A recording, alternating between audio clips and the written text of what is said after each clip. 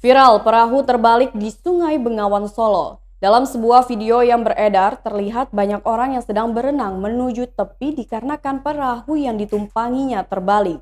Ternyata peristiwa perahu terbalik itu terjadi di Sungai Bengawan Solo, Desa Ngadirejo, Kecamatan Rengel, Tuban menuju Desa Semambung, Kecamatan Kanor, Bojonegoro, Jawa Timur. Dilansir dari Tribun Jateng, kecelakaan air yang terjadi pada pukul 8:30 waktu Indonesia Barat pada Rabu 3 November 2021 tersebut mengakibatkan sebanyak 7 korban hilang. Sampai kini proses pencarian dan evakuasi masih dilakukan oleh Tim SAR Surabaya.